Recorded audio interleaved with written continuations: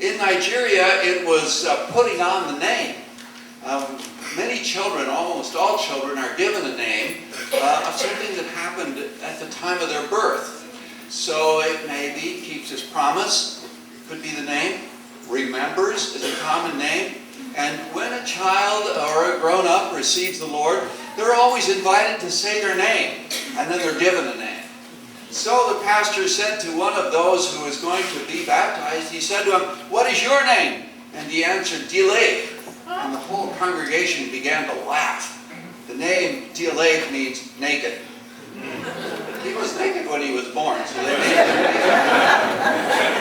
But the pastor said, "You are not naked anymore. You are clothed with righteousness."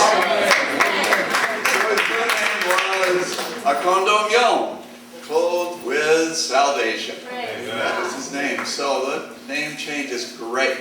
In fact, baptism is putting on the name. We call it christening many times, right? Putting on the name. Now in the Christian church there are two traditions about baptism, two symbols in the Bible. One of them has to do with death to the old self and putting on a new self in Jesus Christ. And many Christians celebrate the sacrament of baptism that way, through immersion.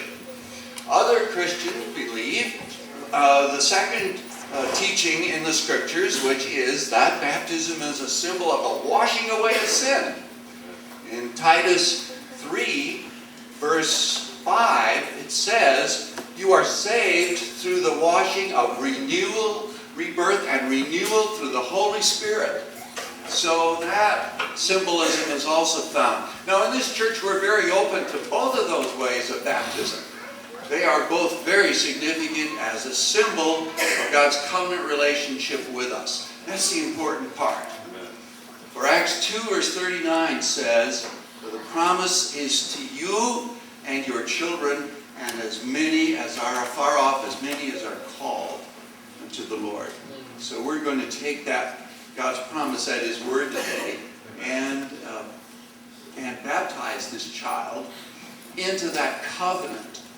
For that covenant was made originally with Abraham, and he said that the promise was to him and his seed, who would be as many as the stars in the sky and the sand of the seashore.